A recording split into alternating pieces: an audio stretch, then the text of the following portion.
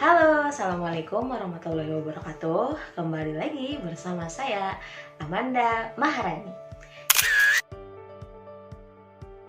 Jadi, pada video ini saya akan berbicara mengenai kesantunan berbahasa.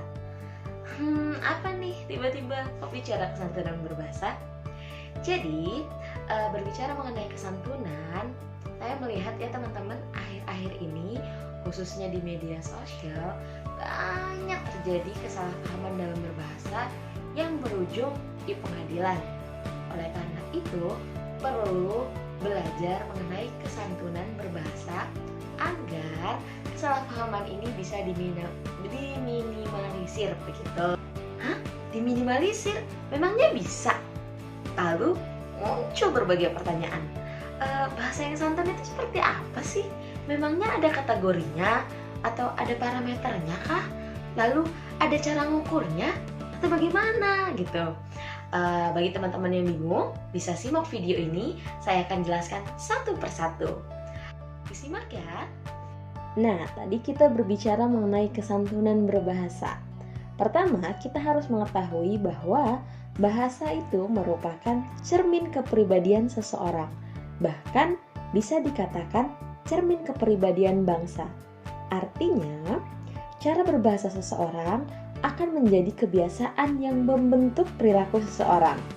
Dan kemudian perilaku tersebut akan membentuk kepribadiannya.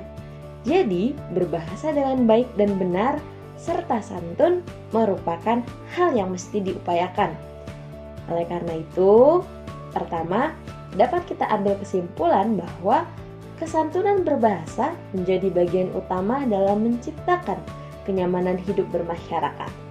Apabila kesantunan berbahasa diterapkan dalam berkomunikasi, maka akan tercipta masyarakat yang damai, tenang, tentram, dan saling mengasihi. Berbicara mengenai kesantunan berbahasa, tentunya ada sejumlah teori yang sudah dikembangkan oleh para ahli bahasa, antara lain dari Lakoff, Brown and Levinson, serta Goffrey-Leach. Namun pada video kali ini saya akan mengulas konsep kesantunan yang dikembangkan oleh Leach. Karena konsep kesantunan tersebut relatif lengkap, sederhana, serta praktis untuk kita praktekkan dalam kehidupan sehari-hari. Leach membagi prinsip-prinsip kesantunannya menjadi 6 maksim. Pertama yaitu maksim kebijaksanaan. Aturan pada maksim ini, penutur harus mengurangi kerugian orang lain dan menambah keuntungan untuk orang lain. Contohnya, ketika kita main nih ke rumah teman atau diundang ke sebuah acara, lalu dipersilahkan makan. Pada saat itu, jangan langsung lari ngambil makanan. Hal ini akan terkesan kurang santun. Maka, pertama kali, gunakanlah tuturan berterima kasih terlebih dahulu. Wah, makasih Bapak, Ibu. Lalu sampaikan, tapi silahkan Ibu, Bapak duluan. Nanti saya setelah Bapak dan Ibu, seperti itu. Kedua, yaitu maksim kedermawanan.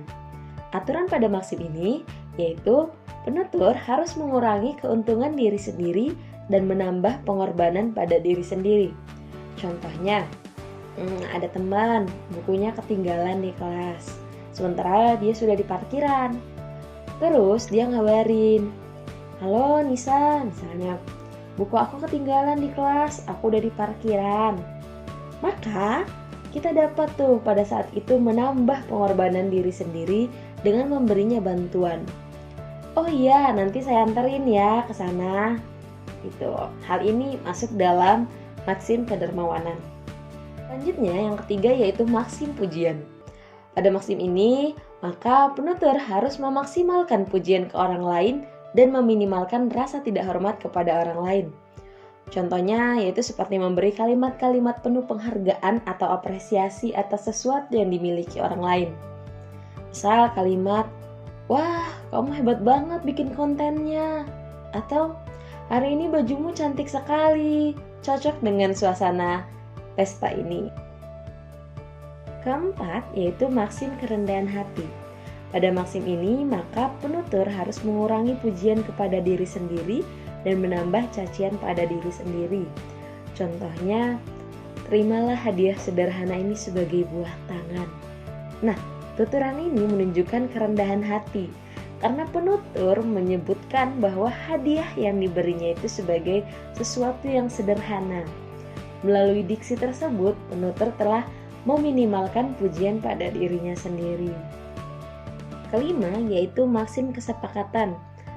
Pada maksim ini, penutur dan mitra tutur harus sama-sama memaksimalkan kesetujuan di antara mereka dan meminimalkan ketidaksetujuan di antara mereka. Contohnya, teman mengajak bertemu esok hari karena hari ini tiba-tiba hujan datang dan pembahasan itu belum selesai. Maka si teman ini berkata, "Gimana kalau misalnya kita ketemu besok?" Nah, kamu dapat memaksimalkan kesetujuan dengan kalimat seperti, "Boleh, saya setuju besok kita ketemu," misalnya gitu. Atau seandainya kamu ingin menolak, maka kamu bisa memberikan alasan yang logis begitu. Misalnya, "Maaf ya, saya besok udah ada janji ketemu orang lain. Gimana kalau kita lanjut pembahasannya secara daring dari Zoom? Boleh kan?" Terakhir yaitu maksim simpati.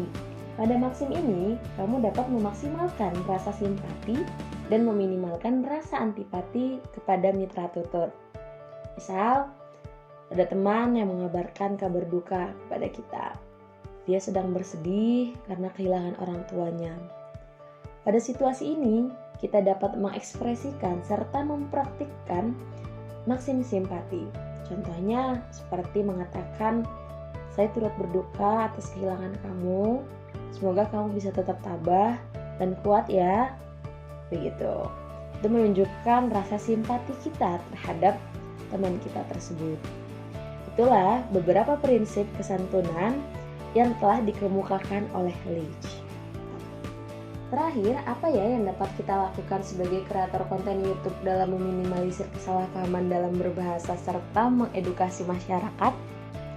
Misalnya, apabila YouTuber membuat konten video seperti mengomentari sesuatu, memberikan review terhadap suatu produk, tentu pada saat itu para YouTuber itu berhak memberikan rasa setuju atau tidak setuju, suka atau tidak suka terhadap produk tersebut.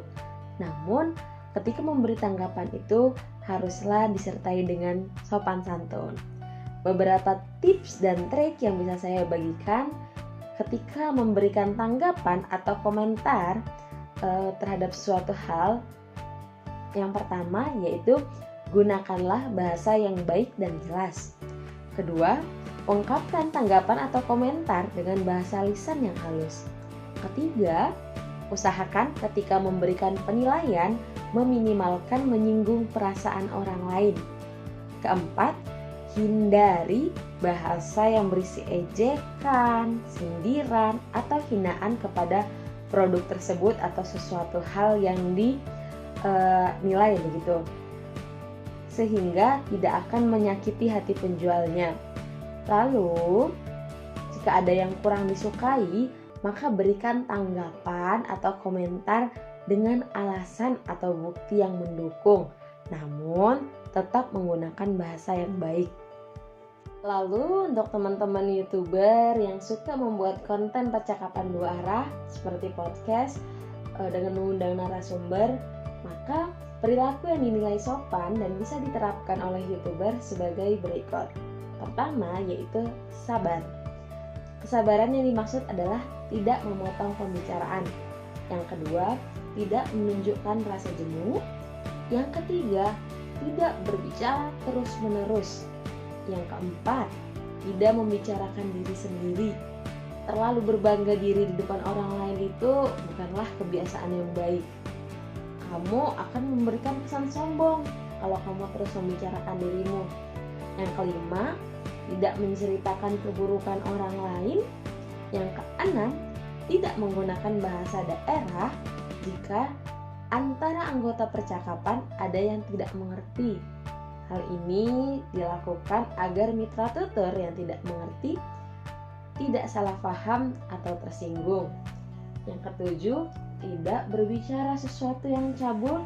Dan yang terakhir, tidak bersikeras dengan pendapat sendiri. Jadi, Jangan pernah kamu merasa pendapatmu itu selalu benar. Tidak baik jika kamu bersikukuh agar lawan bicaramu menerima pendapatmu. Lakukanlah dengan legowo dan santai. Sekian video dari saya.